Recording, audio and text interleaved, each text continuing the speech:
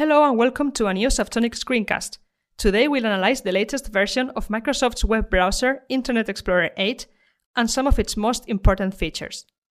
As you can see, the interface in Internet Explorer 8 hasn't changed that much, except for a few details. The menu bar now shows up by default, together with other toolbars. The address bar is again on top of the interface, and favorites are accessible via a drop-down menu. Also, web browsing has been improved thanks to an enhanced address bar, similar to the smart location bar you find in Firefox 3. This address bar makes your browsing easier and more comfortable by suggesting URLs based on your own favorites and your web browsing history.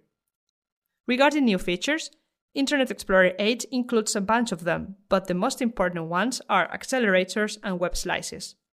Accelerators give you direct access to various online services just by right-clicking anywhere on the web page or on highlighted text. You can look up a word, map an address, perform an online search, and blog about something you just saw on the web. The drawback is that all these services are tied to Microsoft's Windows Live services, and there's no option to use other online tools.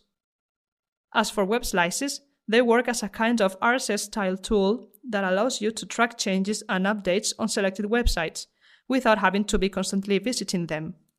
It comes in really handy for tracking small changes that can be followed by RSS, such as online auction bids, stock exchange values, or weather information. Besides these two major features, Internet Explorer 8 also includes a few other characteristics I found quite interesting. One of them is in private browsing, which is more or less Microsoft's equivalent to Google's incognito browsing in Google Chrome.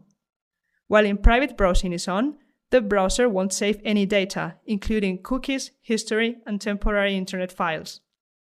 Another nice feature is the Suggested Sites function, which recommends new websites you may not know about. All you have to do is click on the Suggested Sites button on the toolbar, and Internet Explorer will display a list of similar websites based on the one you're currently visiting and also your own browsing history. This tool, however, still needs some tweaking, as the suggested sites were sometimes a little incongruous. Security is also an important matter for Internet Explorer 8. This new version includes the Smart Screen Filter, which prevents you from entering fraudulent websites and protects you from malicious software and online phishing scams. The Smart Screen Filter monitors your browsing in real time and automatically blocks any website that tries to perform any kind of illegal action. You can also check websites manually and report any suspicious websites to Microsoft. In all, it seems that Internet Explorer 8 has very interesting new features that prove Microsoft's efforts to produce a more compatible, stable, and customizable web browser. That's all for now. See you next time.